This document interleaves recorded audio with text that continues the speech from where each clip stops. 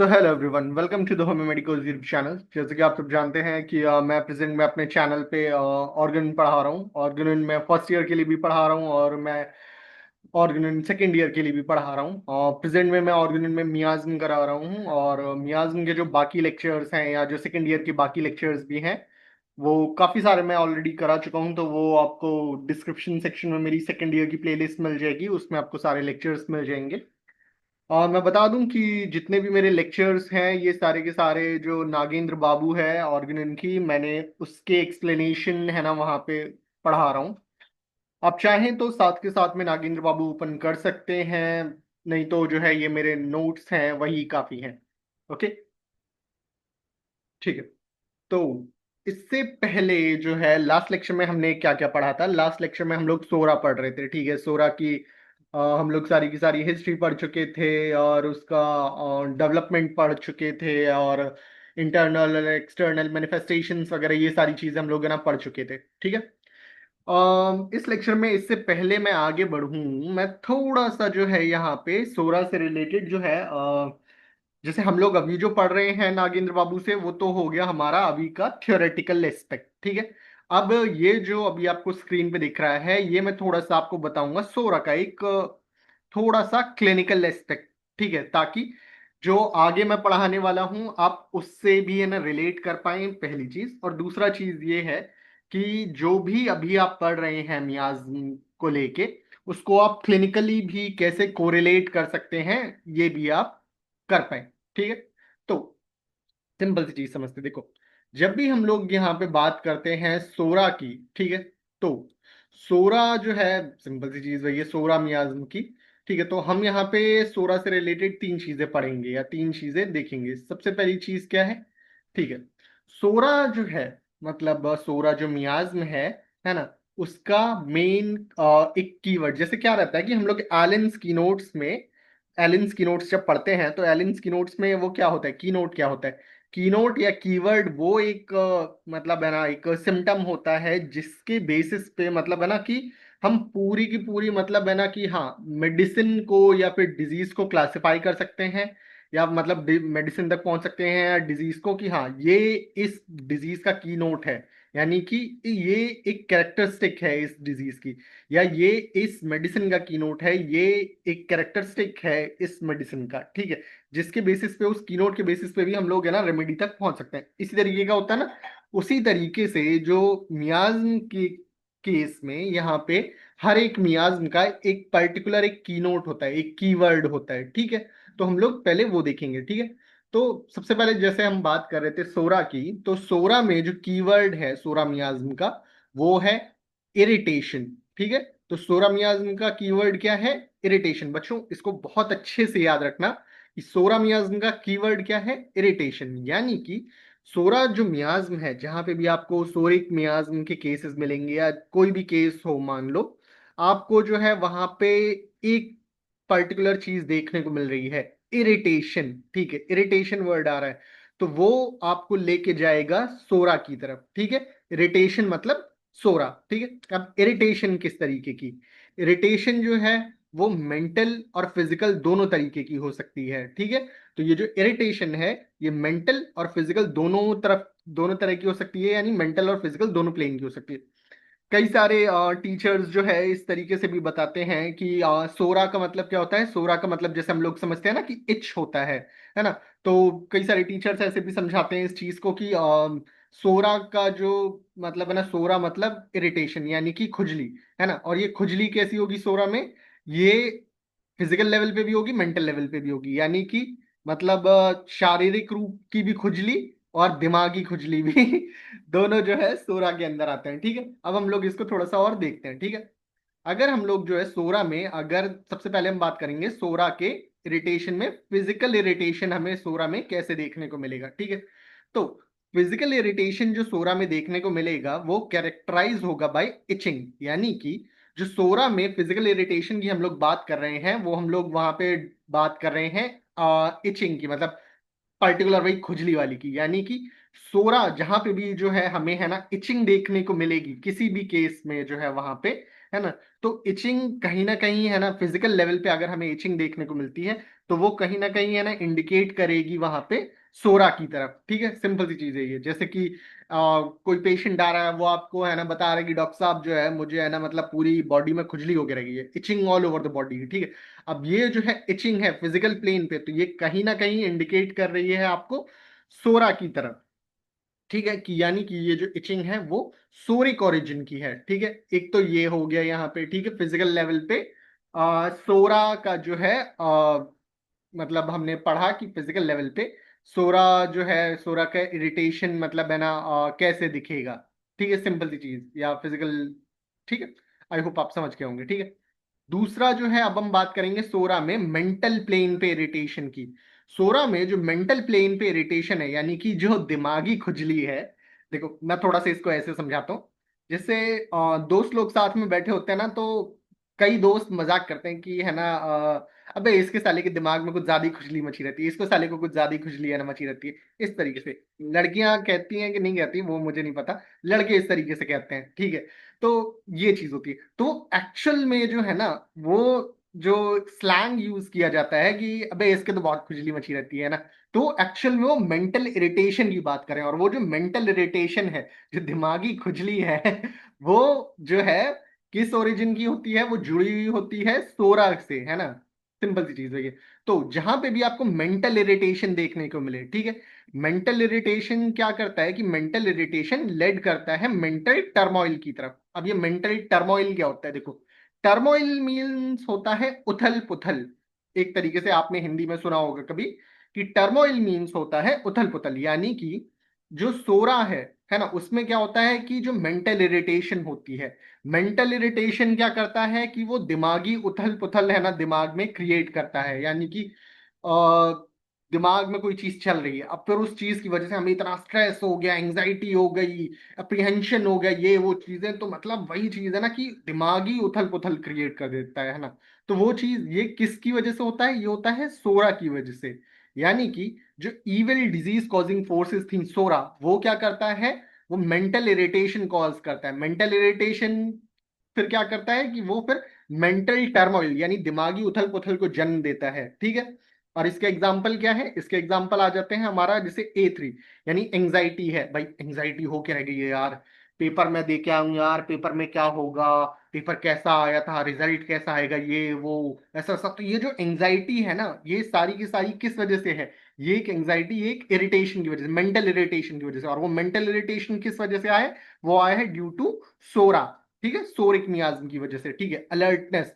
ठीक है, मतलब हमेशा छोटी से छोटी चीज हुई है ना कि अरे ये क्या हो गया, अरे ये क्या हो गया, ये आवाज कैसी है, ये वो। तो वो जो मेंटल अलर्टनेस है ना, इतनी ज्यादा हो गया रह गई है कि मेंटल इरिटेशन की छोटी से छोटी चीज हुई दिमाग अलर्ट हो गया, ये क्या हो गया, ये क्या हो गया, ये क्या हो गया, ऐसे करके। तो वो मेंटल इरिटेशन किस चीज की वजह से है, वो एक्चुअल में है सोरा की वजह से, यानी कि सोरिक मियाज्म का मैनिफेस्टेशन है वो। ठीक है, अप्रीहेंशन है ना, अरे यार क्या होगा, रिजल्ट कैसा आएगा, है ना, मैं वहां जा रहा हूँ बाहर पार्टी में, यार मैं बढ़िया दिखूंगा कि नहीं दिखूंगा, है ना, है ना। तो इसी तरीके की चीजें, अरे यार वो मतलब है ना, मतलब अब कैसे बोलूं, मतलब सिंपल सी चीज भाई यार कि छोड़ो यार, वो वाला एग्जांपल नहीं देता तो वही चीज है कि मतलब इसी तरीके से जो अप्रीहेंशन है, specially impending to misfortune, कि अरे यार मतलब है ना कि कुछ गलत हो गया तो, अरे यार अगर वो मुझे छोड़ के चली गई तो यार क्या होगा, मैं तो यार रह ही नहीं पाऊंगा, ये वो इस तरीके की चीज, मिस फॉर्चून वाली चीज है, पैसा खोने वाली।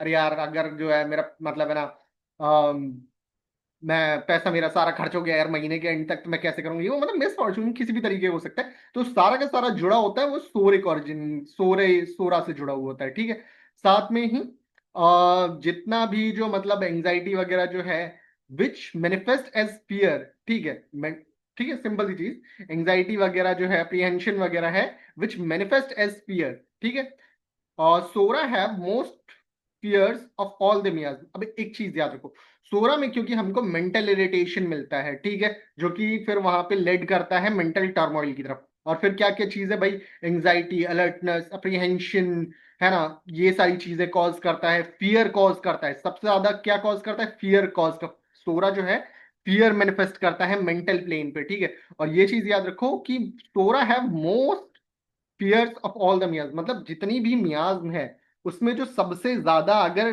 फियर देखा जाता है ना, तो फिर वो सोरा के अंदर देखा जाता है, ठीक है। अब फियर तो भाई किसी भी चीज का हो सकता है। फियर ये नहीं है कि भाई मतलब है ना मुझे सांप काट ले उसी का ही डर है, कि मतलब मैं छत से गिर ना जाऊं मुझे इसी चीज का डर है। फियर किसी भी चीज का हो सकता है। मुझे ब्रेकअप का फियर है, मुझे पैसे खत्म हो जाने का फियर है, मुझे पास होने ना पास होने का फियर है, मैं इंटर्नशिप के बाद क्या करूंगा इस चीज का फियर है ना। मतलब सिंपल सी चीज वही है, व्यूज नहीं आए, अगर बच्चों को क्लास पसंद ना आई तो इस चीज का फियर। तो कोई भी ज्यादा मोस्ट ऑफ द फियर जो होते हैं ना वो एक्चुअल में सोरा की वजह से होते हैं, सोरिक मियाज्म की तरफ इंडिकेट करते हैं, ठीक है। तो कभी भी आपको मतलब है ना इस तरीके की चीजें दिखाई दे किसी भी केस में जब आप ले रहे हो, तो उसमें अगर आपको इरिटेशन दिखाई दे, है ना, इरिटेशन चाहे फिर वो फिजिकल लेवल पे या मेंटल लेवल पे दिखाई दे, तो वो इंडिकेट करते हैं सोरा की तरफ, ठीक है। आई होप आपको इतना समझ में आया होगा, पहली चीज तो ये। ओके, अब हम बात करते हैं कुछ क्राइटेरियाज की, यानी कि क्राइटेरियाज में हम लोग क्या बात करेंगे कि जैसे हम लोग ये जानते हैं कि सोरा क्या होता है। देखो हम लोगों ने ये पढ़ा था ना कि सोरा क्या होता है। सोरा जो होता है एक डिजीज कॉजिंग फोर्सेस होती हैं, इविल डिजीज कॉजिंग फोर्सेस होती हैं, जो कि एक particular type of group of symptoms, बच्चों मेरी बात याद रखिएगा कि सोरा जो होती है एक इविल डिजीज कॉजिंग फोर्सेस होती हैं जो कि एक particular type of group of symptoms को मैनिफेस्ट करती हैं, ठीक है।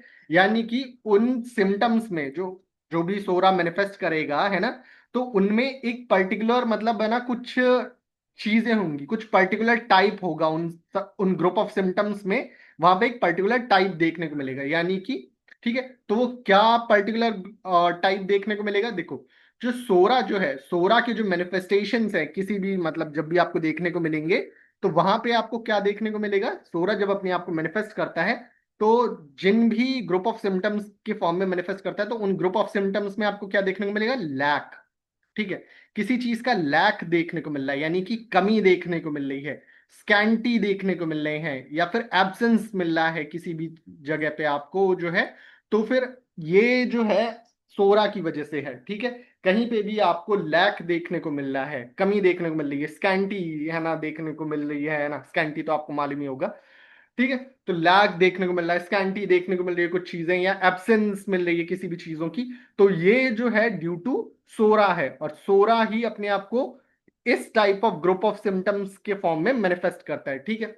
अब मैं बताता हूँ कैसे, यानी कि ये तीन कीवर्ड हैं, कहीं भी आपको लैक पढ़ने में आई, स्कैंटी आपको समझ में आई, या एब्सेंस किसी भी चीज की दिखाई दे, तो आप समझ जाएं कि ये सोरा का मैनिफेस्टेशन है। एग्जाम्पल के तौर पे जैसे कि आपको एट्रॉफी है ना देखने को मिल रही है, ठीक है। एट्रॉफी आप लोगों को है ना आई होप मालूम होगा, ठीक है ना। या तो मैं क्योंकि अब हर वर्ड में ज्यादा डीप घुस जाऊंगा तो फिर बहुत टाइम लग जाएगा, ठीक है। एनीमिया देखने को मिल रहा है, ठीक है, वही है ना, लैक ऑफ है ना आरबीसीज वगैरह, है ना। तो वही सारी चीजें है ना, एटैक्सिया देखने को मिल रहा है, एनारोक्सिया देखने को मिल रहा है, ये सारी चीजें। तो मतलब ये सारा का सारा हमें कहाँ इंडिकेट कर रहा है, ये सब का सब हमें इंडिकेट कर रहा है इधर की तरफ, यानी कि सोरा की तरफ, ठीक है। इसी वजह से therefore any disease condition characterized by deficiency, इसी वजह से कोई भी डिजीज कंडीशन जिसमें हमें डेफिशिएंसी देखने को मिले, स्कैंटीनेस देखने को मिले, या एब्सेंस देखने को मिले, है ना, ये सब की सब जो है सोरा की तरफ है ना इशारा करते हैं, ठीक है। अब बच्चों ध्यान दीजिएगा और बहुत अच्छे से ध्यान दीजिएगा, ठीक है, इस पॉइंट पे कि ऑल हाइपो कंडीशंस रिफ्लेक्ट सोरा, यानी कि जितनी भी कंडीशंस हैं आपको, अगर कहीं पे भी आपको हाइपो दिखाई दे, हाइपो कहीं पे भी अगर दिखाई दे रहा है आपको, जो भी कंडीशंस हो उनके आगे अगर हाइपो लिखा हुआ है, तो जितने भी हाइपो वाली कंडीशंस होती है ना वो रिफ्लेक्ट करती हैं सोरा को। यानी कि जितनी भी हाइपो वाली कंडीशंस होती है ना, वो सारी की सारी होती हैं सोरिक ओरिजिन की, यानी कि सोरा मियाज्म की वजह से होती हैं, ठीक है। सिंपल सी चीज यही है। तो इसी में एक और एक एग्जांपल दिया हुआ है, सो डेफिशिएंट इम्यूनिटी, है ना, मतलब इम्यूनिटी की डेफिशिएंसी हो गई है, जिसकी वजह से क्या है कि ससेप्टेबल, अब इम्यूनिटी डेफिशिएंट हो गई, कम हो गई है ना, अब उसकी वजह से क्या होगा कि भाई ससेप्ट इम्यूनिटी घट गई, तो भाई ससेप्टेबिलिटी बढ़ जाएगी इन्फेक्शन के लिए, ठीक है। और उसको क्या कहते हैं हम लोग, हाइपर सेंसिटिविटी कहते हैं। तो ये भी एक सोरिक क्राइटेरिया ही है, मतलब सोरा की वजह से, क्यों, क्योंकि भाई यहाँ पे क्या वो डेफिशिएंसी हुई है ना, तो वही चीज है हाइपो, ठीक है, सिंपल सी चीज वही है। तो ये सोरिक ओरिजिन की तरफ इंडिकेट करती है। तो आई होप आपको ये चीज समझ में आई होगी कि है ना सोरा का एक क्लिनिकल पर्पज से जो है आप इसको कैसे पहचान पाएंगे कि सोरा जो है कहाँ कहाँ कौन कौन सी कंडीशन सोरिक ओरिजिन की है, ठीक है। तो यहाँ पे ध्यान देने वाली कौन कौन सी चीज ये है। पहली चीज, ये वर्ड याद रखना है आपको, इरिटेशन। इरिटेशन चाहे फिजिकल लेवल पे हो चाहे मेंटल लेवल पे हो, पहला तो ये याद रखना है। दूसरा कीवर्ड आपको ये याद रखना है कि लैक, स्कैंटी या एब्सेंस है ना, कहीं पे भी दिखाई दे मतलब ये सोरा की तरफ इशारा कर रहा है। और ऑल हाइपो याद रखना, ऑल हाइपो कंडीशन जितनी भी हैं वो रिफ्लेक्ट करती हैं सोरा की तरफ। बस इतना मेन चीज जो है आपको याद रखना ही है, मतलब बिल्कुल अच्छे से याद होना चाहिए, ठीक है। ओके, अब हम आगे बढ़ते हैं जो है हमारे मेन टॉपिक की तरफ। Wait for second. जो हमारा आज का टॉपिक था, अब हम लोग उसकी तरफ आगे बढ़ते हैं। ये एक्चुअल में क्या था ना कि मैंने बताना इस वजह से जरूरी समझा इसके पहले का, क्योंकि ये फिर आपके क्लिनिकल पर्पस से भी जो है आपके काम आएगा, और दूसरा चीज आप कोरिलेट कर पाएंगे जो भी आप पढ़ रहे हैं उसको, ठीक है। तो सिंपल सी चीज ये थी, मैं एक बार देख लूं कि हाँ रिकॉर्डिंग चल रही है, ठीक है। अब देखो हम लोगों ने लास्ट यहाँ तक पढ़ लिया था, सेकेंडरी मैनिफेस्टेशंस ऑफ सोरा तक पढ़ लिया था, ठीक है। अब देखो, अब हम इसके आगे की बात करेंगे। आगे में हम लोग है ना क्या पढ़ेंगे आज, आगे में हम लोग पढ़ेंगे एच ए रॉबर्ट्स के व्यूज ऑन सोरा, ठीक है। एच ए रॉबर्ट्स के व्यूज पढ़ेंगे ऑन सोरा। अब देखो सिंपल सी चीज क्या थी, जब मास्टर हैनीमैन ने जब मतलब यहाँ पे ये थ्योरी ऑफ क्रॉनिक डिजीज वगैरह ये सब पूरा दिया था, सोरा वगैरह का सारा दिया था ये सारा, तो उस टाइम पे जितने भी मतलब है ना पाइनियर्स थे, ठीक है, होम्योपैथ थे, तो हर किसी ने जब इसको पढ़ा है ना, समझा, तो हर किसी ने अपने अपने अलग अलग हर किसी के व्यूज थे उस टाइम पे, ठीक है। हर किसी के अपने अपने व्यूज थे। भाई सिंपल सी चीज वही ना कि भाई अगर मान लो कि मैंने कोई चीज बताई कि है ना कि बच्चों ऐसी ऐसी चीज है, ठीक है, तो किसी एक बच्चे का है ना अलग व्यू होगा कि संजय बॉस जो है मतलब है ना अच्छा पढ़ा रहे हैं, है ना। किसी का अलग व्यू होगा कि पढ़ा तो रहे हैं लेकिन एग्जाम्पल्स कुछ ज्यादा ही देते हैं, थोड़ा स्लो लग जाता है कभी। कोई किसी का अलग व्यूज होगा कि या भाई नहीं नहीं अच्छा पढ़ाता है, एग्जाम्पल्स के तौर में मुझे अच्छे से। तो मतलब हर किसी के अलग अलग व्यूज थे उस टाइम पे, ठीक है। तो वही अब हम लोग है ना पढ़ने वाले हैं, ठीक है। तो हम लोग सबसे पहले पढ़ेंगे एच रॉबर्ट्स के व्यूज ऑन सोरा। अब देखो, एच रॉबर्ट जो थे वो एक होम्योपैथ थे, ठीक है। एच रॉबर्ट्स कौन थे, एक होम्योपैथ थे, ठीक है। अब सीन ये था, अब एक और चीज अब यहाँ पे याद रखो कि जब भी मैं यहाँ पे वर्ड मेंशन करूं सोरा, ठीक है, जब भी मैं जो है यहाँ पे वर्ड मेंशन करूं सोरा, तो आपको अपने दिमाग में रखना है कि सोरा का मतलब क्या है, एक particular type of group of symptoms. Psora का मतलब एक particular type of group of symptoms जो है, जो कि कॉज्ड होते हैं कुछ फोर्सेस से, जिसको जो है मास्टर हैनीमैन ने बोला सोरा। लेकिन जब भी मैं बोलूं सोरा, तो आपको अपने दिमाग में रखना है एक particular type of group of symptoms, ठीक है। सिंपल सी चीज ये है, या एक particular type of group of symptoms, या फिर वही चीज ना कि एक पर्टिकुलर टाइप ऑफ, मतलब वही चीज है कि मतलब सोरा एक particular type of group of symptoms, या एक particular type of group of manifestations, या फिर एक particular type of group of, यही सारी चीजें याद कर सकते हैं, डिजीजेस वगैरह। तो वही है, इस चीज को ध्यान में रखिएगा, तब तभी आप आगे चीजें कनेक्ट कर पाएंगे, ठीक है। तो एच रॉबर्ट जो थे वो एक होम्योपैथ थे। तो उस टाइम पे ये उनके टाइम की बात चल रही है, हैंगमैन के टाइम की। तो एच रॉबर्ट जो थे उस टाइम पे उन्होंने ये चीज उनके दिमाग में चलती थी कि मतलब ये जो सोरा है ना, ये जो सोरा है यानी कि एक particular type of group of symptoms, यानी कि जो उनके टाइम पे इच माना जाता था, है ना, क्रॉनिक इच वाला। तो ये जो सोरा है ये होता है caused by a lack of essential elements in the body, like calcium, iron, iodine, है ना, ये सारी चीजें। तो एच रॉबर्ट्स का कहना ये था, या उनका सोचना ये था कि ये जो सोरा है, यानी ये जो एक particular type of group of symptoms जो है देखने को मिल रहे हैं, ये शायद लैक ऑफ एलिमेंट्स की वजह से होता है, ठीक है। ये जो है लैक ऑफ एलिमेंट्स की वजह से होता है, शायद ऐसा उनको लगता था, ठीक है। तो लेकिन फिर क्या था कि फिर उन्होंने जो है थोड़ा और इसके बारे में पढ़ा, जाना, टाइम के साथ मतलब जैसे जैसे चीजें आगे बढ़ी उन्होंने इसके बारे में और पढ़ते गए, सोचते गए, समझते गए। तो फिर उन्होंने एक चीज नोट की कि जो है अपने दिमाग में नोट की कि कंडीशंस लाइक रिकेट्स, रिकेट्स में क्या होता है, वीक बोन्स होती है, ठीक है। Conditions like rickets in children often linked with psora, ठीक है, can happen even with enough calciums if the child lacks sunlight और विटामिन डी। तो जो एच रॉबर्ट थे पहले तो ये समझते थे कि जो है लैक ऑफ एसेंशियल न्यूट्रिएंट्स जो है, लैक ऑफ एसेंशियल एलिमेंट्स है, इनकी वजह से जो है मतलब ये मतलब है ना सोरा जो है, एक minute, psora is caused by lack of, हाँ उनका सॉरी मैं दोबारा से बताता हूँ। तो जो एच रॉबर्ट्स थे उनका ये सोचना था कि जो पहले कि भाई जो सोरा है वो लैक ऑफ एसेंशियल एलिमेंट्स की वजह से होता है। ठीक है, सिंपल सी चीज ये। लेकिन फिर बाद में जो है मतलब है ना उन्होंने ये चीज है ना और पढ़ी और जानी और समझी कि जो रिकेट्स है ना, जो इसमें वीक बोन्स हो जाती हैं बच्चों में, तो ये भी जो है एक्चुअल में सोरा से ही लिंक्ड है। ठीक है, और ये जो रिकेट्स है ये तब भी हो सकता है बच्चों में जो है भाई जब उनमें मतलब है ना कैल्शियम भरपूर मात्रा में है, लेकिन जो है बच्चे के अंदर सनलाइट और विटामिन डी की कमी है। ठीक है, तो अब याद रखो यहाँ पे देखो जो है यहाँ पे वर्ड क्या आया, चाइल्ड लैक्स। याद रखना मैंने वहां पे क्या पढ़ाया था कि जहां पे भी वर्ड आ रहा है लैक, लैक का मतलब होता है भाई वहां पे लैक हमेशा सोरा की तरफ भाई वहां पे हमें इशारा करेगा। ठीक है, और सोरा अपने आप को जब मैनिफेस्ट करता है इन अ टाइप ऑफ सिम्टम या ग्रुप ऑफ सिम्टम्स के फॉर्म में, तो सोरा अपने आप को मैनिफेस्ट करता है तब लैक करता है चीजों को, मतलब वहां पे जो चीजें हैं उनमें लैक देखने को मिलता है, कमी देखने को मिलती है। ठीक है, सिंपल सी चीज यही है। तो आगे इसमें बढ़ते हैं कि this led him to agree with Hahnemann that unhealthy living conditions like stress, bad food और lack of relaxation play big role in psora. ठीक है, अब सिंपल सी चीज ये थी कि जब इन्होंने ये देखा कि भाई जरूरी नहीं है कि एसेंशियल जो एलिमेंट्स हैं उनकी लैक की उनकी कमी की वजह से ये हो रहा हो, है ना, सोरा जो है मतलब है ना जो है और भी चीजों की वजह से हो सकता है।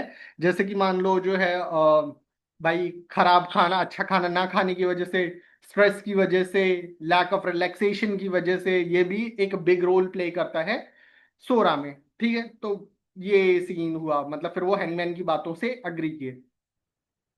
किसी को शायद, मुझे लगता है अभी भी शायद बच्चों को शायद कंफ्यूजन हो जाए, मैं इसको फिर से थोड़ा सा बता देता हूँ। मुझे लग रहा है शायद लेंदी हो जाएगा, लेकिन मैं फिर से बता देता हूँ ताकि किसी को कोई कंफ्यूजन ना हो। देखो, इसमें सिंपल सी चीज ये है कि जो एच रॉबर्ट थे पहले उनको लगता था कि एसेंशियल एलिमेंट्स की कमी की वजह से होता है ना, जैसे कि कैल्शियम, आयोडीन वगैरह, इनकी कमी की वजह से मतलब है ना कि सोरा जैसे मैनिफेस्टेशन होते हैं। ठीक है, लेकिन फिर बाद में जो है इन्होंने ये चीज समझी कि जो है लेकिन जो रिकेट्स है, ठीक है, वो भी भाई वो तो तब भी हो सकता है जब भाई बच्चे के अंदर है ना मतलब कैल्शियम भरपूर मात्रा में हो, तब भी यानी एसेंशियल एलिमेंट्स हो, तब भी जो है सोरा जैसे मैनिफेस्टेशन देखने को मिलते हैं, है ना। और ये फिर उन्होंने देखा कि क्यों देखने को मिलते हैं, क्योंकि ये उन्होंने देखा कि इस वजह से देखने को मिलते हैं क्योंकि वो जो बच्चा है उसमें सनलाइट और विटामिन डी की कमी की वजह से देखने को मिलते हैं। ठीक है, और यही सेम चीज इसी तरीके की समझाई थी हैनीमैन ने कि अनहेल्दी लिविंग कंडीशंस की वजह से भी सोरा जैसे मतलब मैनिफेस्टेशन देखने को मिलते हैं। ठीक है, तो फिर वहीं फिर एच ए रॉबर्ट जो है फिर फाइनली जाके हैनीमैन की बातों से अग्री किए कि जो है मतलब सोरा जो है वो अनहेल्दी लिविंग कंडीशन जैसे कि स्ट्रेस, बैड फूड और लैक ऑफ रिलैक्सेशन की वजह से भी सोरा लाइक मैनिफेस्टेशंस हो सकते हैं। ठीक है, as simple as that. Okay, आगे बढ़ते हैं इसमें कि modern life with its hassle, process food and emotional stress make psora worse. ठीक है, और जो मॉडर्न लाइफ आज हम लोग जी रहे हैं, है ना, उसमें क्या चीज है भाई, हम लोग इतना हसल कर रहे हैं, इतनी मेहनत कर रहे हैं, सफरिंग कर रहे हैं, स्ट्रगल कर रहे हैं, है ना, प्रोसेस फूड खा रहे हैं, मतलब है ना इमोशनल स्ट्रेस ले रहे हैं इतना ज्यादा, है ना, ब्रेकअप तो नहीं हो जाएगा, ये नहीं हो जाएगा, वो नहीं हो जाएगा, ये वो दुनिया भरी की रिलेशनशिप में चलेगी नहीं चलेगी, है ना, ये सारी चीजें, है ना। इसकी वजह से क्या हो रहा है कि जो सोरा है हमारे अंदर वो और ज्यादा वर्स होता जा रहा है, वर्स होता जाता है ना। तो सिंपल सी चीज वही है, मतलब यानी बैड लाइफस्टाइल जो है वो सोरा को और ज्यादा वर्स करता जा रहा है, करता जा रहा है, करता जा रहा है ना, मॉडर्न लाइफस्टाइल हमारा। वही चीज है। अब आगे इसमें है कि Roberts believed that psora can be manage by living more naturally and using potentized homeopathic remedies to correct the body's imbalances. और फिर आगे एच रॉबर्ट्स का ये मानना था कि जो सोरा है ना, सोरा यानी कि जो इवल डिजीज कॉजिंग फोर्सेस हैं, है ना, उनको मैनेज किया जा सकता है नेचुरली भी, है ना, यूजिंग, है ना, होम्योपैथिक रेमेडीज की, है ना, और करेक्ट द बॉडीज इम्बैलेंसेस। ठीक है, तो एच ए रॉबर्ट्स का ये मानना था कि जो है सोरा को मैनेज किया जा सकता है अगर हम लोग होम्योपैथिक रेमेडीज लेते हैं अच्छी तरीके से, है ना, और हम होम्योपैथिक रेमेडीज लेते हैं। दूसरा, बॉडी के जो इम्बैलेंसेस हैं उनको करेक्ट करते हैं, यानी कि हेल्दी डाइट लेते हैं, इमोशनल स्ट्रेस वगैरह नहीं लेते, चिल मारते हैं, एकदम खुश रहते हैं, ये सारी चीजें। तो H A Robert views on psora में बस इतना ही था। इसको हम लोग सिंपल ऐसे समझ सकते हैं कि Roberts thought psora might be linked to missing nutrients but realise that stress and unhealthy lifestyle are bigger causes. ठीक है, natural living and homeopathy help fix it. ठीक है, आई होप आपको ये चीज समझ में आई होगी, H A Roberts views on psora. ये फाइनल ईयर में आता है। इस तरीके से इस पे एक शॉर्ट आंसर आ सकता है फाइनल ईयर में कि describe H Roberts views on psora. ठीक, सिंपल सी चीज ये। अब हम बात करते हैं केंट व्यूज ऑन सोरा। अब बस सेकेंड ईयर का तो पता नहीं, लेकिन जो हमारा फाइनल ईयर है, हमारे फाइनल ईयर में तो जो है इस पे एक शॉर्ट क्वेश्चन आ सकता है पूरी तरीके से, है ना, कि केंट व्यूज ऑन सोरा। ठीक है, अब केंट की भी भाई अपनी फिलॉसफी थी सोरा को लेके। ठीक है, तो केंट की फिलॉसफी क्या थी उस टाइम पे? डॉक्टर केंट जो एक और होम्योपैथ थे, उन्होंने कहा कि जो है सोरा जो है वो रूट है सभी की सभी फिजिकल डिजीजेस का। ठीक है, तो डॉक्टर केंट ने क्या कहा कि जितनी भी जो फिजिकल डिजीजेस हैं, है ना, उनका जो रूट कॉज है ना वो सोरा है। ठीक है, पहली चीज तो उन्होंने ये कही। साथ में ही उन्होंने एक और चीज कही कि without psora other miasm like syphilis और sycosis wouldn't exist and even acute diseases wouldn't happen. ठीक है, तो केंट साहब ने ये चीज कही कि सोरा जो है वो रूट कॉज है सभी फिजिकल डिजीज का, पहला। और दूसरा ये चीज कही उन्होंने बच्चों कि बिना सोरा के, है ना, सिफिलिस या साइकोसिस जैसी मियाज्म जो है वो एग्जिस्ट ही नहीं करेंगी। ठीक है, और साथ में ये भी कि जितनी भी एक्यूट डिजीजेस है ना वो भी नहीं होंगी। मतलब केंट साहब का कहना सिंपल सी चीज यही थी, डॉक्टर केंट का, कि अगर सोरा है, इसी वजह से तो इसको कहा जाता है ना कि mother of all chronic disease, mother of all, है ना, क्रॉनिक मियाज्म। ठीक है, कि जब तक माँ नहीं होगी तब तक भाई आगे के ये लोग नहीं हो पाएंगे। ठीक है, सेप्लेसिन साइकोसिस माँ है ये सोरा। ठीक है, तो सिंपल सी चीज ये है कि अगर सोरा नहीं होगी तो सिफिलिस एंड साइकोसिस जैसी मियाजमी एग्जिस्ट ही नहीं करेंगे, और इवन एक्यूट डिजीजेस जो हैं वो भी एग्जिस्ट नहीं करेंगी। ठीक है, यानी, ठीक है, तो यही चीज है सोरा। आगे उन्होंने क्या कहा, उन्होंने ये भी चीज कहा कि psora is in just the itch on the skin, it is deeper disorder caused by humanity's spiritual sickness. ठीक है, स्पिरिचुअल सिकनेस क्या वो होता है रॉन्ग थिंकिंग एंड एक्शंस। ठीक है, अब यहाँ पे थोड़ा सा ध्यान देने वाली बात है।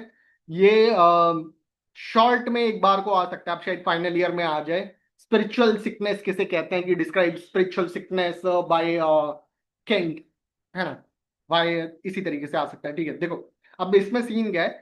केंट साहब ने ये चीज कहा है कि सोरा जो है ना वो मतलब स्किन पे होने वाली सिर्फ एक मामूली खुजली नहीं है।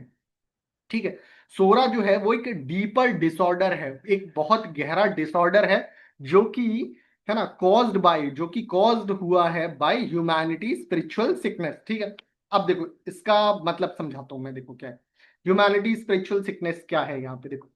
केंट साहब का ये मानना है कि देखो सोरा क्या है, सबसे पहली चीज तो सोरा जैसे मैंने बताया कि जो इविल डिजीज कॉजिंग फोर्सेस हैं, ठीक है, डायनेमिक फोर्सेस हैं। ठीक, इविल।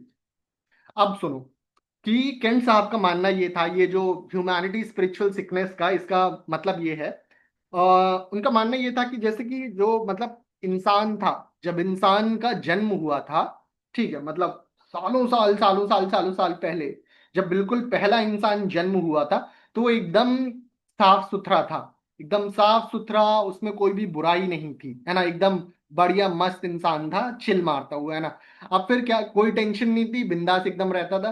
अब फिर धीमे धीमे धीमे धीमे जैसे जैसे, है ना, मतलब वक्त बीता, है ना, उसमें क्या रहा कि धीमे धीमे धीमे धीमे, है ना, बुराइयां आती गई, है ना, धीमे धीमे धीमे धीमे इंसान के अंदर बुराइयां बढ़ती गई बढ़ती गई बढ़ती गई, है ना। बुराइयां किस तरीके की?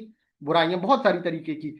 जैसे हम लोग कहते हैं ना ईर्ष्या, है ना, ईर्ष्या है, जलन, लोभ, क्रोध, मोह, ये सारी चीजें, है ना, ये सारी सारी चीजें क्या है, स्पिरिचुअल सिकनेस, ग्रीड, है ना, ये सारी चीजें स्पिरिचुअल सिकनेस है। तो ये धीमे धीमे धीमे धीमे इंसान के अंदर जो है वह बढ़ती चली गई, है ना। और उसी स्पिरिचुअल सिकनेस को जो है वहां पे जो है मतलब इसी जो मतलब ये हमारी मतलब ऐसी फोर्सेस थी, मतलब जो हमारे अंदर ये जो बुराइयां बढ़ती चली गई, उसी को ही केंट साहब ने बोला है स्पिरिचुअल ह्यूमैनिटी, स्पिरिचुअल सिकनेस। ठीक है, सिंपल सी चीज ये है। यानी कि केंट साहब ने जो हमारे अंदर, आप ऐसे इसको कोरिलेट कर सकते हैं कि जो हमारे अंदर पापी इंसान बैठा हुआ है ना, हमारे अंदर जो एक पापी इंसान है, वो वहां पे कहा गया है सोरा। ठीक है, वो पापी इंसान कैसा, वो डायनेमिक है ना, वो डायनेमिक ईविल है पापी इंसान, है ना। तो गलत काम करने के लिए, और जो है हमारे हमें दुखी ये वो ग्रीड ये इन सब के लिए करता है। वो जो पापी इंसान है वो एक तरीके से मान सकते हैं सोरा है। ठीक है, सिंपल सी चीज है ये, और इसी को ही इन्होंने कहा है मास्टर डॉक्टर केंट ने, ह्यूमैनिटी स्पिरिचुअल सिकनेस। ठीक है, सिंपल सी चीज ये। आगे इन्होंने कहा है कि when people started living against nature rules, ठीक है, थ्रू बैड बिहेवियर और इमोरल चॉइसेस, ठीक है, दे बिकेम ससेप्टेबल टू सोरा। ठीक है, सिंपल सी चीज ये है। यानी कि देखो, अब इसमें ये चीज कहा गया है कि इसी को ये आगे कंटिन्यू किया है डॉक्टर केंट ने। उन्होंने ये चीज कहा है कि जो जब लोग हैं, इंसान जो है ना, वो मदर नेचर है, मदर नेचर ने कुछ रूल्स बनाए हैं अपने, है ना, उन मदर नेचर्स के रूल्स के अगेंस्ट जाता है ना, अगेंस्ट वहां पे जीना शुरू करता है ना, बैड बिहेवियर से, इमोरल चॉइसेस से, तो जो है क्या है कि वो अफेक्ट होने लगता है, वहां पे ससेप्टेबल हो जाता है तब सोरा से। ठीक है, सिंपल सी चीज ये है। अब जैसे क्या है, मदर नेचर ने भाई है ना वहां पे ये चीज हमारे लिए बनाया है कि भाई अच्छा खाओ, अच्छा पियो, अच्छे से सोचो, है। लेकिन वही चीज है कि भाई हम लोग क्या करते हैं, हम लोग है ना खराब खराब खाते हैं भाई, खूब जंक फूड खाना, ये करना वो करना इस तरीके से। तो फिर क्या रहता है कि इसकी वजह से क्या रहता है कि हम लोग जो है सोरा के लिए उस इविल फोर्सेस के, मदर नेचर के अगेंस्ट जाके हम लोग फिर क्या कर रहे हैं कि हम लोग सोरा के लिए जो है ससेप्टेबल होते जा रहे हैं। ठीक है, बुराई के लिए, सोरा मतलब वही बुराई मान सकते हैं, उस बुराई के लिए है ना ससेप्टेबल होते जा रहे हैं। ठीक है, सिंपल सी चीज वही है ना। इमोरल बिहेवियर्स है ना, ये चीज है। इमोरल चॉइसेस मतलब सिंपल सी चीज है ये कि भाई मेरा नहीं मन कर रहा, नहीं उठूंगा, है ना, नहीं मन कर रहा जो है मतलब ऐसी गंदा संदा रहूंगा, नहाऊंगा नहीं, ये वो करूंगा। तो धीमे धीमे हम लोग क्या कर रहे हैं, ये जो हमारे अंदर की बुराई है वो हमें ससेप्टेबल बनाती जा रही है, किसके लिए, सोरा के लिए। सिंपल सी चीज इसमें ये है ना, इसको हम ऐसे ही समझ सकते हैं। ठीक है, it passes from generation to generation making people more prone to disease. ठीक है, और जो सोरा है, ठीक है, वो जनरेशन टू जनरेशन मतलब है ना पास होती है, जिसकी वजह से जो है पीपल, जो लोग हैं, वो और ज्यादा प्रोन होते जा रहे हैं डिजीज के लिए। अब देखो, जैसे होता है ना कि भाई हम लोग कहते हैं ना कि कभी कभी ऐसे कहते हैं कि भाई बाप ऐसा था तो बेटा तो ऐसा हो गई, माँ ऐसी थी तो बेटी तो ऐसी होगी, है ना, दादा ऐसा था तो मतलब पोता तो ऐसा होगा ही, ऐसे ही करके। तो यानी कि वो जो जनरेशन बाय जनरेशन जो है उनके अंदर की जो मतलब बैड चीजें थी, बुरी चीजें थी, है ना, इविल फोर्सेस थी ना, वो ट्रांसफर होती जा रही है जनरेशन टू जनरेशन। अब सिंपल सी चीज वही है कि इसकी वजह से क्या रहता है कि जो हमारी बॉडी है वो मतलब है ना वहां पे और ज्यादा प्रोन होती जा रही है डिजीजेस के लिए। क्यों? क्योंकि भाई सोरा जनरेशन टू जनरेशन पास हो रहा है, और सोरा क्या करता है, हमें ससेप्टेबल बना देता है वहां पे, है ना, डिजीजेस के लिए, है ना। तो ये चीज है। आगे इसमें क्या है कि Kent believed psora comes from false thinking, willing and acting, ठीक है, which affects the body. For examples, bad choices like visiting prostitutes could lead to syphilis or psychosis, but sora is the original cause that makes these possible। ठीक है, अब इसमें देखिए doctor Kent क्या बताते हैं, इसमें ये चीज कहते हैं, डॉक्टर केंट का मानना ये है कि केंट का मानना ये है कि जो सोरा है ना, याद रखो यहाँ को इसी तरीके से जोड़ना वाइटल फोर्स है। जैसे हम लोगों ने ये चीज पढ़ा था ना कि जो वाइटल फोर्स है वो मतलब है ना हमारी थिंकिंग से भी जो है ना डिरेंज भी हो सकती है, रीरेंज भी हो सकती है। उसी तरीके से जो सोरा है वो हमारे अंदर आता है फ्रॉम फॉल्स थिंकिंग, गलत सोचने से। ठीक है, विलिंग, है ना, विलिंग एंड एक्टिंग, ग्रीड, है ना, गलत सोचने से, है ना, गलत उम्मीदें करने से, गलत चाह से, है ना, गलत काम करने से। ठीक है, और ये अफेक्ट करती है हमारी बॉडी को। ठीक है, मैंने जैसे बताया ना कि सोरा मतलब हमारे अंदर का पापी इंसान। ठीक है, सिंपल सी चीज ये है ना। ग्रीड ये वो ये सब क्या है, ये सोरा के ही मैनिफेस्टेशंस है। काम, क्रोध, मोह, लोभ, हिंदी में ये सब पढ़ा होगा, ये सब सोरा के मैनिफेस्टेशंस हैं। ठीक है, तो वही चीज है। और ये सारी की सारी चीजें क्या करती हैं, हमारी बॉडी को अफेक्ट करती हैं। आप जानते हैं कि कैसे करती हैं। अब इसमें एक एग्जांपल दिया है, for example, bad choices like visiting prostitutes could lead to syphilis और साइकोसिस। अब इसमें ये एग्जांपल दिया हुआ है कि बैड चॉइसेस, गलत चॉइसेस। जैसे कोई इंसान जो है प्रोस्टिट्यूट्स को विजिट कर रहा है, ठीक है, तो अब भाई प्रोस्टिट्यूट्स के पास जा रहा है तो वहां पे उसको HIV एड्स इस तरीके की वेनरल डिजीज होंगी, ठीक है, सिफिलिस और साइकोसिस जो है वहां पे उनको होगा, है ना, वेनरल डिजीज है ना वहां पे। तो ये चीज है।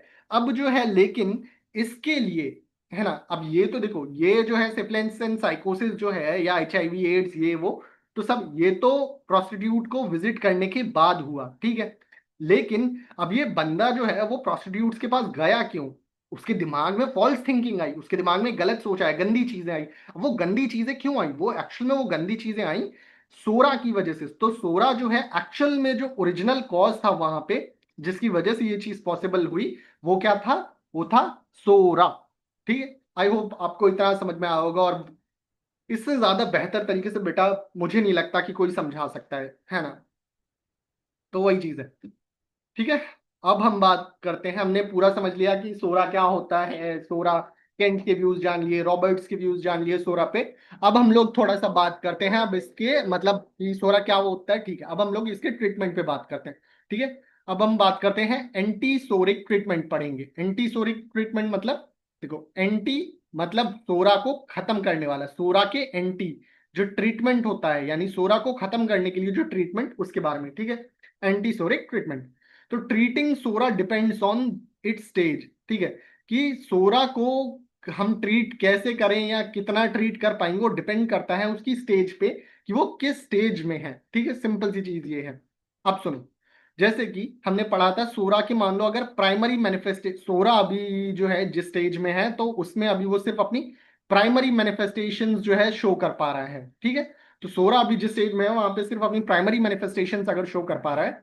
प्राइमरी मैनिफेस्टेशंस में क्या होता है कि व्हेन इच वेसाइकल्स अपेयर, ठीक है, सोरा इज इजीएस्ट टू क्योर। यानी कि अगर सोरा अपने प्राइमरी मैनिफेस्टेशंस की स्टेज में है अभी, यानी कि सिर्फ इच वेसाइकल्स हमें दिखाई दे रही हैं, तो इस स्टेज में सोरा जो है सबसे आसानी से जो है क्योर हो सकता है। ठीक है, अ small dose of potentize sulphur, अब यहां पे थोड़ा सा मैं इसको और मार्क करूंगा, a small dose of potentized sulphur, ठीक है, कैन क्योर इट क्विकली। यहां पे ये चीज याद रखिएगा बच्चों, कि इस चीज पे बहुत अच्छे से गौर कीजिएगा कि यहाँ पे जो एग्जांपल दिया हुआ है कि अ small dose of potentize sulphur, यहाँ पे सल्फर का जिक्र किया गया है। ये आपके ये पीजीडी के लिए भी इंपॉर्टेंट है। ठीक है, तो प्राइमरी मैनिफेस्टेशंस अगर हैं स्टेज 1 में है अगर वो, तो वहां पे small dose of potentize sulphur psora को आसानी से क्योर कर सकता है और जल्दी।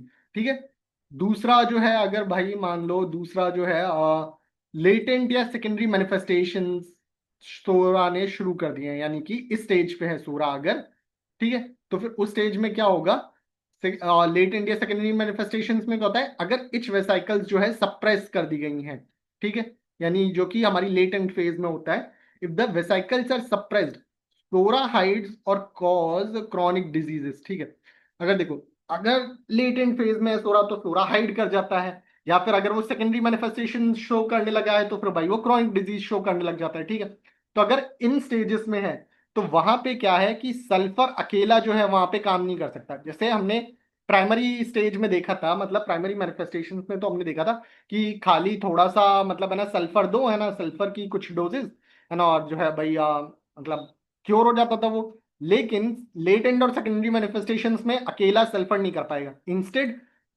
Multiple antipsoric remedies are needed. ठीक है, याद रखना कि लेटेंट और सेकेंडरी मैनिफेस्टेशंस में हमें क्या चाहिए, मल्टीपल एंटीसोरिक रेमेडीज हमें चाहिए, यानी सिर्फ सल्फर नहीं, और भी हमें कुछ एंटीसोरिक रेमेडीज चाहिए, chosen based on the patient unique symptom. और ये हम पेशेंट्स के सिम्टम्स के बेसिस पे चूज करेंगे, because psora can affect millions of peoples over generation, it shows up differently in anyone, so treatment must be personalised. अब देखो, हमने ये क्यों कहा कि जो है कि भाई ठीक है, सेकेंडरी और लेटेंट मैनिफेस्टेशन है उसमें भाई मल्टीपल एंटीसोरिक रेमेडीज लेंगे, ठीक है, बढ़िया बात है।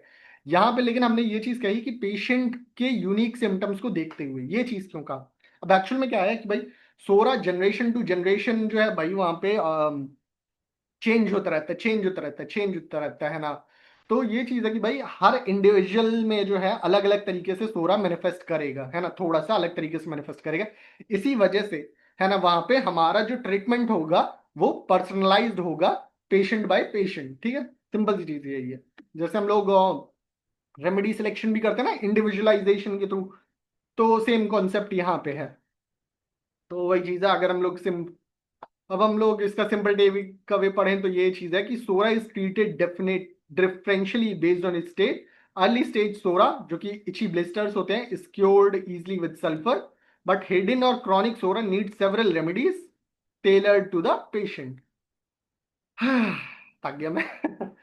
वेट फॉर सेकेंड, मैं पानी पी लूं जरा सा। कंटिन्यूअस बोलते रहना भी जो है ना थोड़ा वैसा हो जाता है।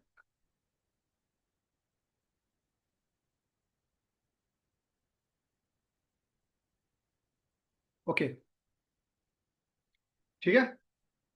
अब हम पढ़ते हैं जनरल गाइडलाइंस फॉर अब हम पढ़ेंगे general guidelines for managing a case with antipsoric remedies. यानी कि अब हम पढ़ेंगे कि अगर मान लो आपके पास कोई सोरिक केस आ गया, ठीक है। अब उसमें आपको एंटीसोरिक रेमेडी दी है आपने, तो उस एंटीसोरिक रेमेडी देने के साथ साथ आपको कौन सी गाइडलाइंस हैं जिनको फॉलो करना होगा, ठीक है। सिंपल सी चीज अब हम लोग वो पढ़ेंगे, ठीक है। तो वही चीज है कि here are the rules for treating psora with homeopathy, है ना। अब यहाँ पे हम लोग कुछ रूल्स के बारे में पढ़ेंगे जिसके थ्रू जो है हम लोग है ना सोरा को ट्रीट कर सकते हैं विद होम्योपैथी। तो पहला रूल क्या है? Let the chosen remedy work fully without switching to another unless needed, ठीक है।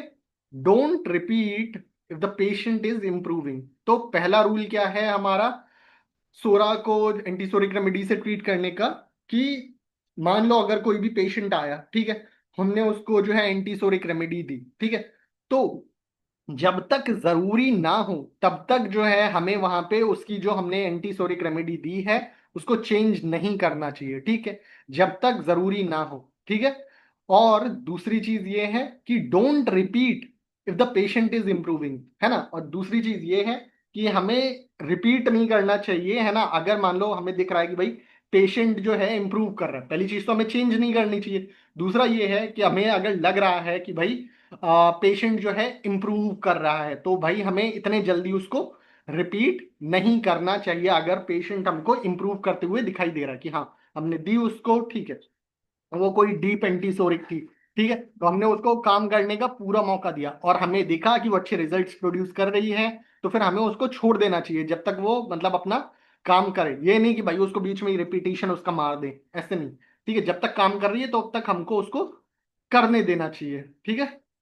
सिंपल सी चीज यही। सेकंड क्या है?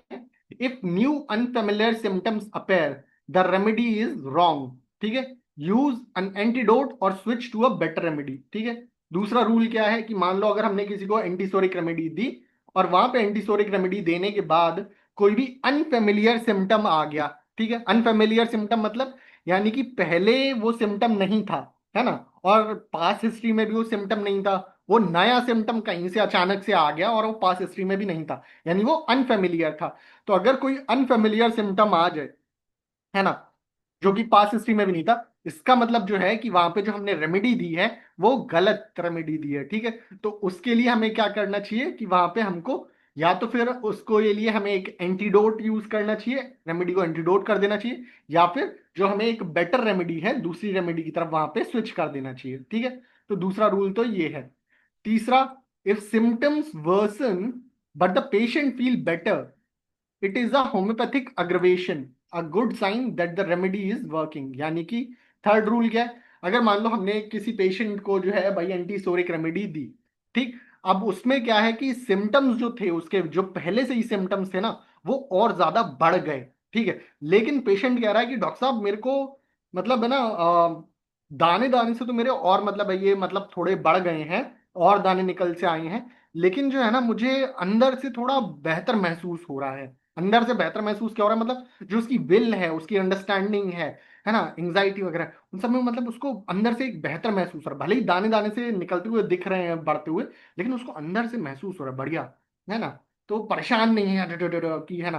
तो इसका मतलब ये चीज है कि ये जो मतलब अग्रवेशन है ये एक होम्योपैथिक अग्रवेशन है और ये एक अच्छा साइन है, और इससे हमें ये चीज पता चलती है कि रेमेडी जो है वो काम कर रही है, ठीक। सिंपल सी चीज ये। फोर्थ रूल क्या है कि if worsening continues too long the dose was too strong, use an antidote और अनदर रेमेडी। ठीक है, सिंपल सी चीज ये है। अगर मान लो हमने किसी पेशेंट को जो है वहां पे कोई एंटीसोरिक रेमेडी दी, अब वहां पे क्या था कि उसके भाई वो कह रहा है कि डॉक्टर साहब जो है दाने दाने निकल आए हैं, है ना। अब लेकिन ये चीज है कि डॉक्टर साहब ने कहा कि अरे नहीं नहीं, तुम थोड़ा सा इंतजार करो, अपने आप हो जाएंगे। डॉक्टर साहब को लगा कि हो सकता है होम्योपैथिक एग्रीवेशन हो, लेकिन क्या है कि भाई महीना बीत गया और वो ठीक ही नहीं हो रहा, और बढ़ता ही जा रहे हैं दाने दाने। तो इसका मतलब क्या है कि जो हमने उसको डोज दी है वो बहुत ज्यादा स्ट्रॉन्ग डोज दे दी है। ठीक है, तो या तो फिर उस केस में हमें क्या करना चाहिए, या तो फिर जो है भाई हमें उसको उस टाइम पे एंटीडोट करना चाहिए, है ना, या तो फिर जो है वही वहां पे एक दूसरी रेमेडी जो है वहां पे, है ना, लेनी चाहिए। ठीक है, क्योंकि हो सकता है भाई हमने रेमेडी, है ना, डोज मतलब ज्यादा स्ट्रांग हो, या तो फिर ये भी हो सकता है कि भाई, है ना, हमने गलत रेमेडी दे दी हो। ठीक है, तो वही चीज है कि या तो फिर हमें फिर यूज एंटीडोट यूज करना चाहिए, या तो फिर उस टाइम पे हमें दूसरी रेमेडी यूज करनी चाहिए। ठीक है, फिफ्थ रूल क्या है, if the remedy stop working but the symptom still match it's, ठीक है, give the same remedy in a different potency. ठीक है, फिफ्थ रूल क्या है, अब देखो मान लो किसी को तुमने एंटीसोरिक रेमेडी दी, अब क्या था कि जो है कि भाई एक टाइम के बाद, मान लो एक महीना उसने खाया, एक महीने के बाद जो है उसने कहा कि डॉक्टर साहब जो है अब मेरे आराम होना बंद हो गया, मतलब शुरू में तो खूब अच्छा आराम मिला एक महीने तक, लेकिन अब जो है मैं खा रहा हूँ दवाई, लेकिन अब मुझे और आराम नहीं मिल रहा। ठीक है, और आराम नहीं मिला, याद रखना यहाँ पे कीवर्ड क्या है कि अब और आराम नहीं मिला, अभी तक तो आराम अच्छा मिला लेकिन अब और आराम नहीं मिल रहा। ऐसा नहीं है कि दिक्कत बढ़ रही है, लेकिन अब और आराम नहीं मिल रहा। ठीक, तो अब लेकिन फिर हमने जब उसका मतलब वहां से फॉलोअप लिया, तो फॉलोअप में भी हमें सेम रेमेडी ही इंडिकेट हुई। इसका मतलब ये है कि भाई जो हमने पिछली रेमेडी दी, है ना, जिस पोटेंसी में दी उसने अपना काम कर लिया उस पोटेंसी ने। अब हमें क्या है कि सेम रेमेडी को थोड़ी और बढ़ा के पोटेंसी में देना है। ठीक है, तो सिंपल सी चीज ये है।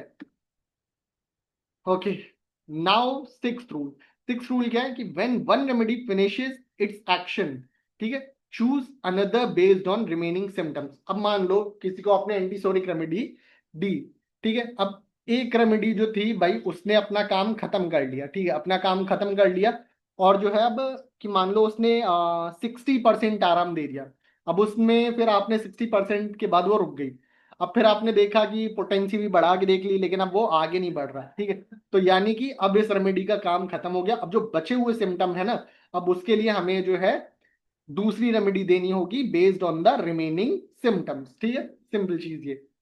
टेंथ रूल क्या है, for patients coming from allopathic treatments, है ना, रेमेडीज लाइक सल्फर, हिपासल्फ और मर्क्यूरी मे बी नीडेड। अब ये थोड़ा जो है यहाँ पे गौर करने वाली चीज है। ठीक है, जब मान लो कोई भी पेशेंट है वो एलोपैथिक ट्रीटमेंट लेके आ रहा है काफी टाइम से, है ना, और तो फिर जो है वहां जब काफी साल तक उसने एलोपैथी खाई है ना, और फिर आपके पास ट्रीटमेंट लेने आ रहा है, तो वहां पे रेमेडीज लाइक सल्फर, हिपरसल्फ और मर्करी जो है, ये रेमेडीज जो है वहां पे हमें जरूरत पड़ सकती हैं ऐसे केसेस में जहाँ पे पेशेंट एक लंबे टाइम तक, है ना, एलोपैथिक ट्रीटमेंट लेके आ रहा है। ठीक है, तो इनका नाम जरूर याद रखिएगा बच्चों। फिर आता है कि एट्थ रूल। एट्थ रूल क्या कहता है, वेट फॉर सेकेंड।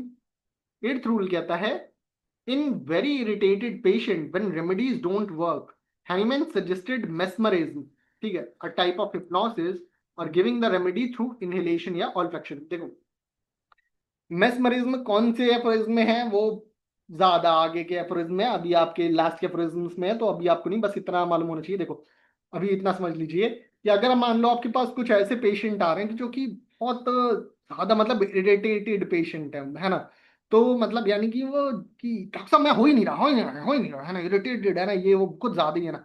अब सिंपल सी चीज है ये, मेंटली काम होना होगा तभी रेमेडी, है ना, सही से वर्क कर पाएगी। ठीक है, मेंटली काम होना होगा। ठीक है, तो जब पेशेंट बहुत ज्यादा इरिटेटेड हो और रेमेडी वर्क नहीं कर रही जिसकी वजह से, तो फिर डॉक्टर हैनीमैन ने क्या सजेस्ट किया है, उसको मेस्मरिज्म सब वो मतलब, है ना, सजेस्ट किया है उस पेशेंट के लिए। मेस्मरिज्म क्या, एक टाइप का हिप्नोसिस होता है। मेस्मरिज्म मतलब क्या होता है कि मेस्मरिज्म को हिंदी में बोलते हैं, मेस्मरिज्म हिंदी में शायद बोलते हैं मंत्र मुग्ध कर देना किसी को। ठीक है, तो वही चीज उसको आप पहना एक तरीके हिप्नोसिस की, मतलब कि आप ये कि मतलब एक तरीके से हाँ कि जो है आप तुम ठीक हो जाओगे, समझते हो, तुम समझो इस चीज को, ये वो मतलब एक तरीके से उसको यकीन दिला देना, मेस्मराइज कर देना अपनी पॉजिटिव एनर्जी से।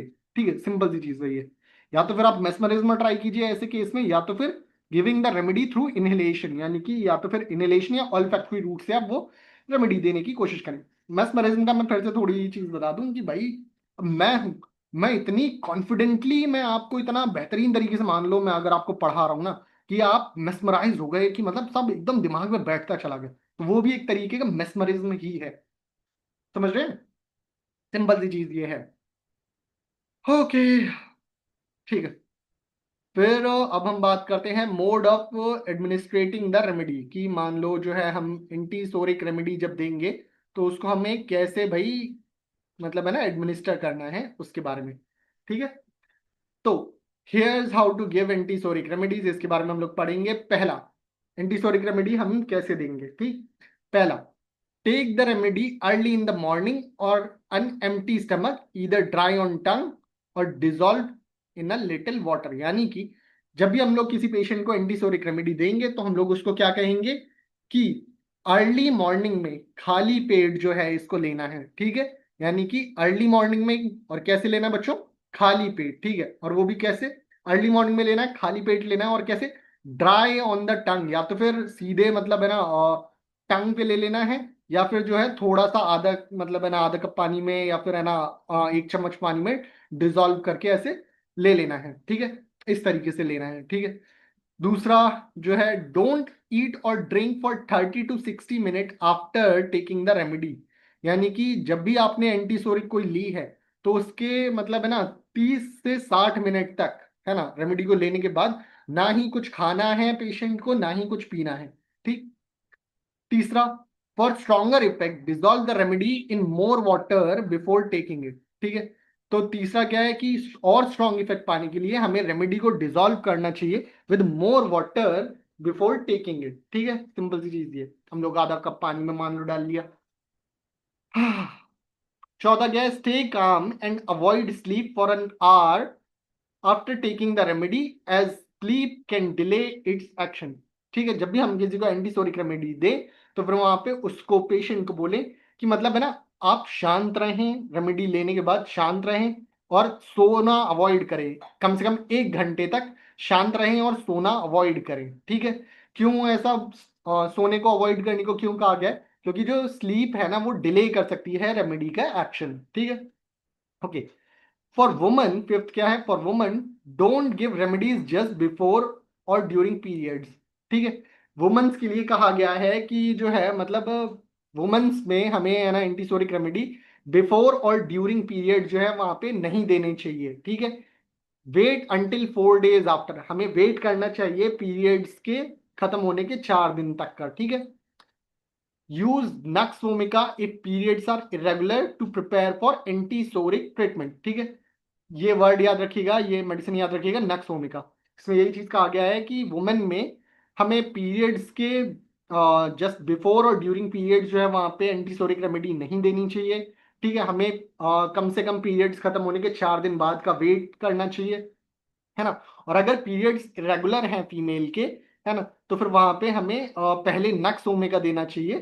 ठीक है, ताकि जो है हम लोग उसको, फीमेल को एंटीसोरिक ट्रीटमेंट के लिए प्रिपेयर कर सके। ठीक है, ओके। सिक्स रूल क्या है, during pregnancy antipsoric remedies are safe and can prevent complications like miscarriages और सोर ब्रेस्ट। ठीक है, प्रेगनेंसी के दौरान भी जो एंटीसोरिक रेमेडीज हैं वो सेफ हैं। ठीक है, और अगर हम लोग लेते भी हैं एंटीसोरिक रेमेडीज ड्यूरिंग प्रेगनेंसी, तो ये प्रिवेंट करती हैं कॉम्प्लिकेशंस को, लाइक मिसकैरेजेस और सोर ब्रेस्ट को। ठीक है, सेवेंथ रूल क्या है, फॉर इन्फेंट्स, बच्चों के लिए, give the remedy to the mother और वेट नर्स। ठीक है, बच्चों के लिए या तो फिर जो रेमेडी है वो मतलब माँ को देनी चाहिए, या तो फिर जो है मतलब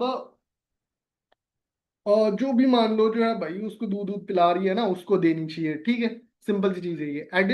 as it pass it through the breast milk safely and effectively.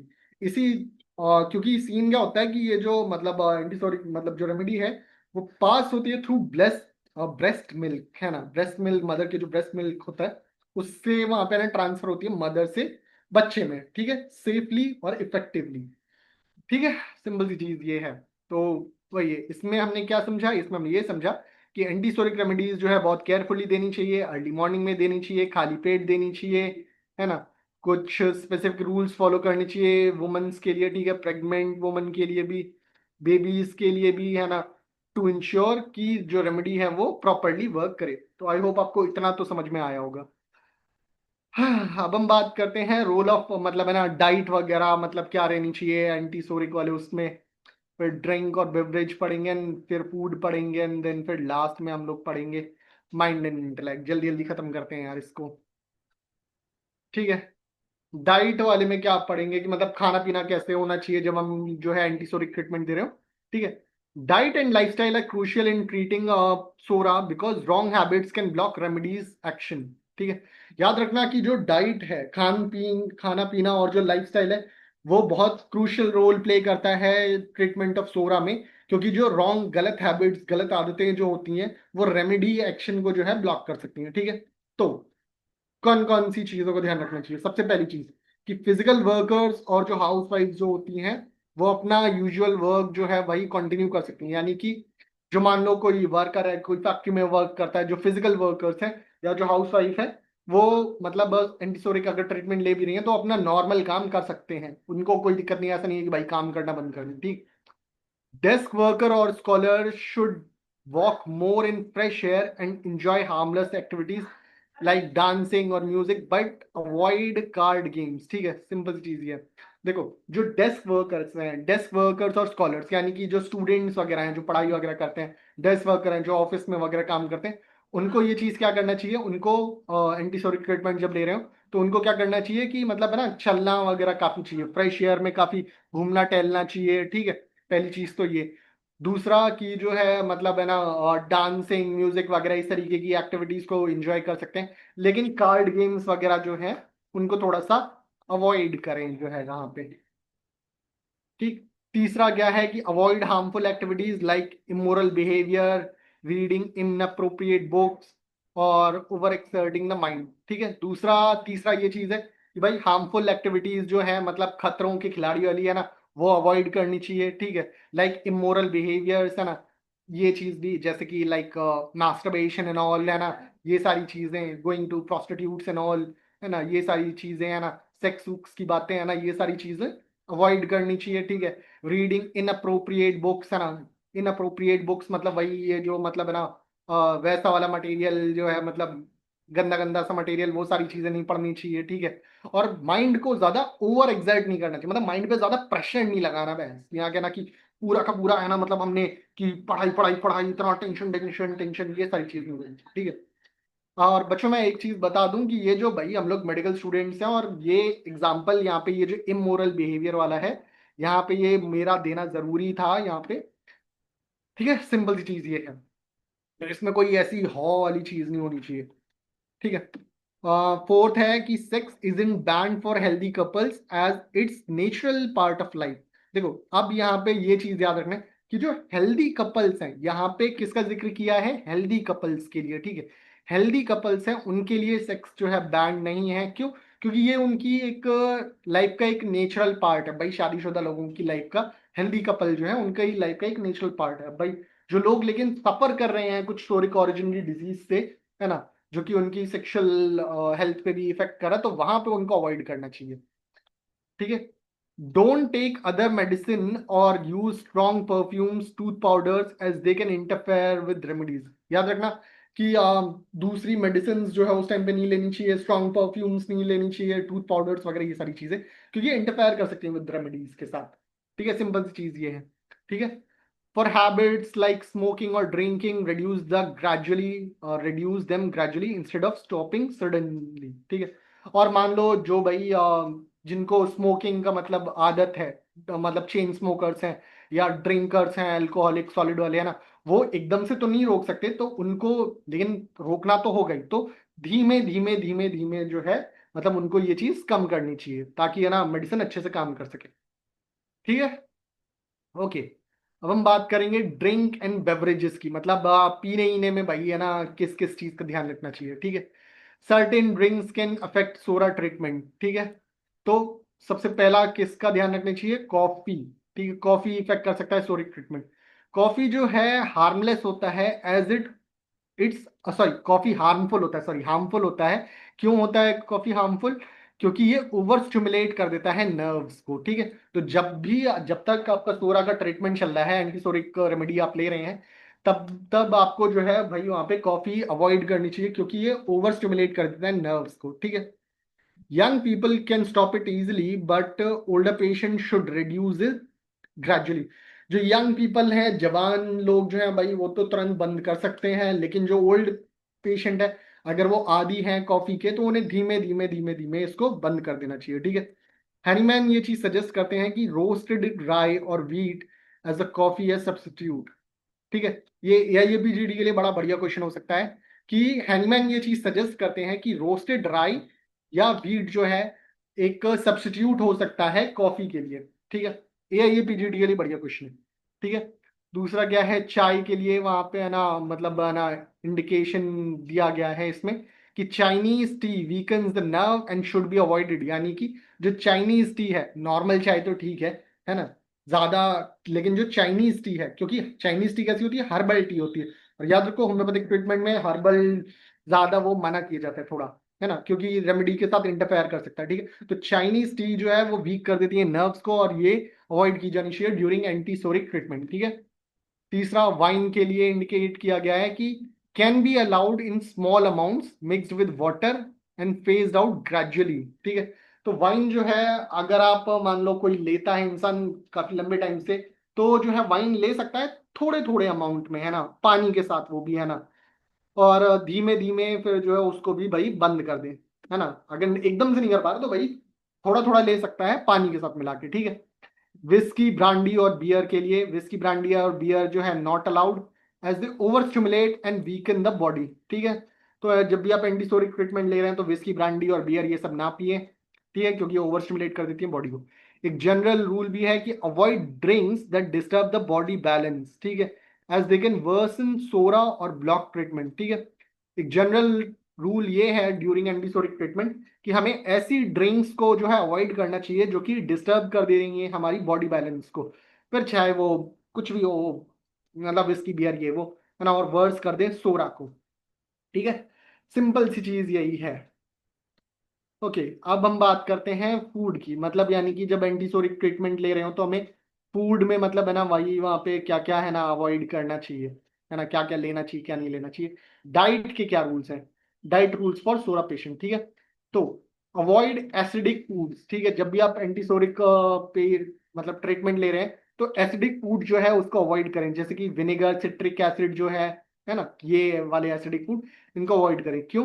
क्योंकि फॉर नर्व और स्टमक इश्यूज, क्योंकि ये जो एसिडिक फूड है ये नर्व इश्यूज या स्टमक इश्यूज क्रिएट कर सकते हैं। ठीक है, लिमिट एसिडिक फ्रूट्स। ठीक है, sour, cherries, unripe gooseberries to small amounts. ठीक है, यानी कि एसिडिक फ्रूट्स हैं, चाहे वो खट्टा आम हो, इमली हो, या जो भी खट्टे फल है ना, उनको अवॉइड करना चाहिए, है ना, या फिर बहुत कम अमाउंट में लेना चाहिए। ठीक है, sweet fruits are okay in moderation, और जो मीठे फ्रूट्स भी है ना वो ठीक है, लेकिन एक मॉडरेट अमाउंट में। ये नहीं कि भाई गर्मी का सीजन है, आम आ रहा है, बराबर लगे पड़े हैं भाई आम आम आम खाने में। ठीक है तो सिंपल सा चीज है ये। ठीक है, अवॉइड बेकेड प्रून्स और अवॉइड बेकेड प्रून्स और वेल इफ कॉन्स्टिपेटेड और हैव डाइजेशन इश्यूज। ठीक है,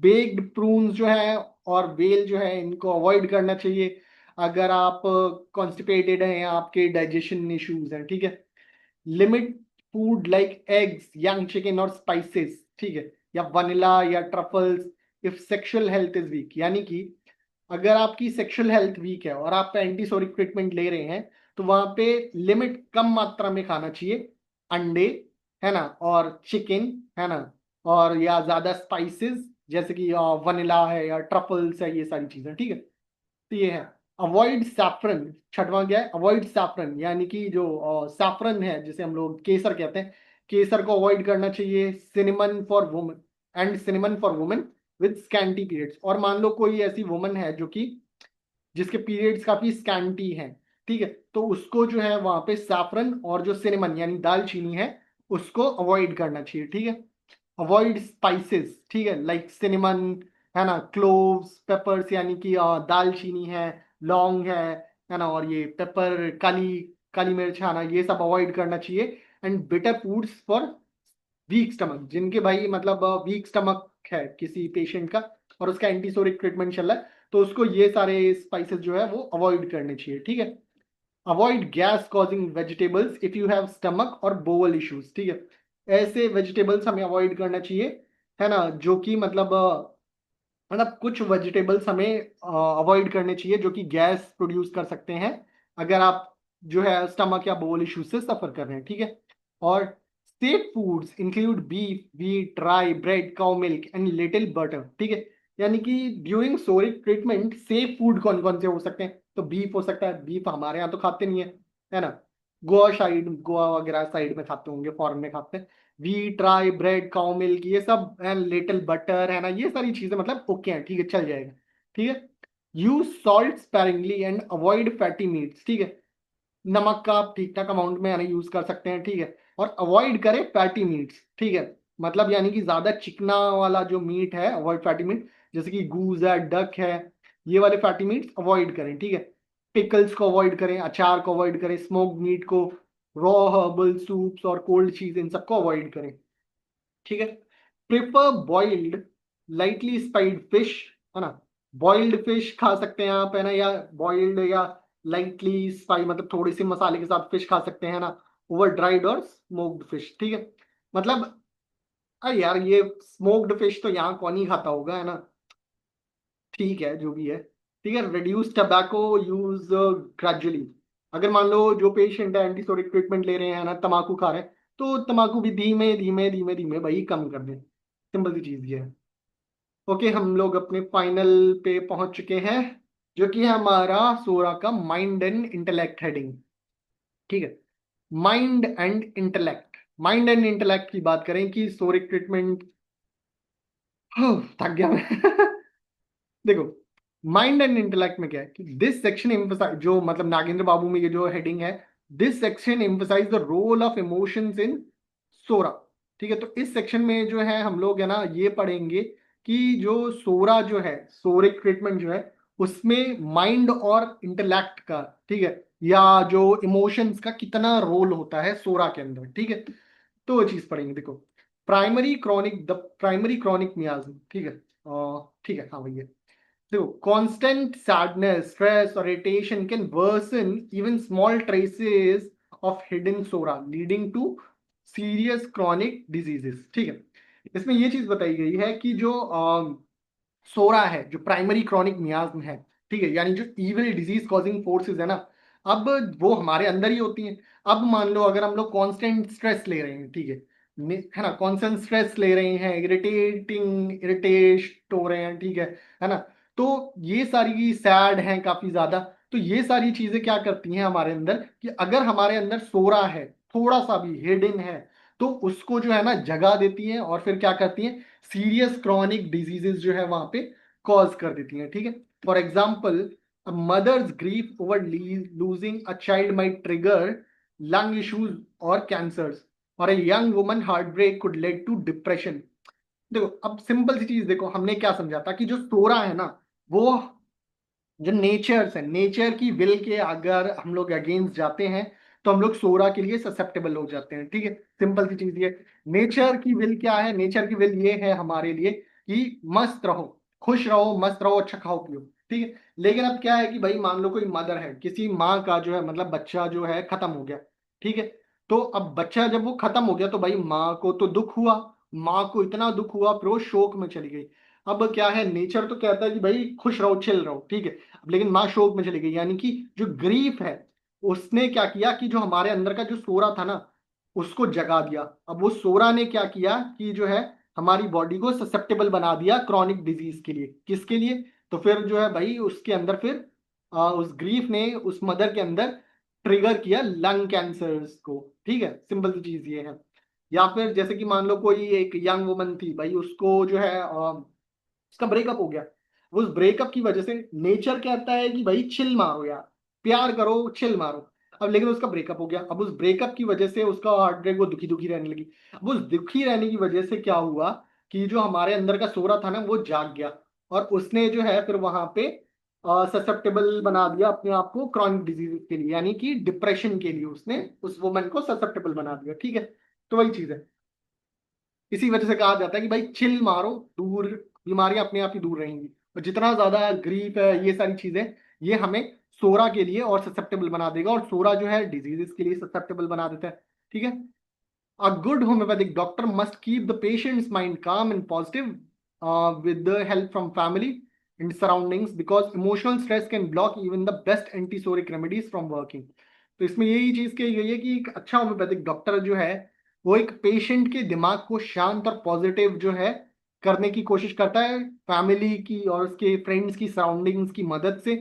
क्योंकि जो इमोशनल स्ट्रेस है वो बढ़िया से बढ़िया एंटीसोरिक ट्रीटमेंट को वहां पे ब्लॉक कर सकता है। As simple as that. इसी वजह से कहते हैं कि भाई अगर कोई भी दिक्कत बीमारी है तो जितना उसमें खुश रहने की कोशिश करोगे, नॉर्मल रहने की कोशिश करोगे, उतना ज्यादा उतना जल्दी जो है वहां पे बीमारी ठीक होगी अच्छी होम्योपैथिक रेमेडी के साथ। ठीक है। आई होप आपको इस लेक्चर में इतना सब कुछ समझ में आया होगा। और नेक्स्ट लेक्चर में हम लोग पढ़ेंगे सिफिलिस। तो आज के लेक्चर के लिए इतना ही। और कोई डाउट हो तो मुझसे कमेंट सेक्शन में पूछ लीजिएगा। Thank you.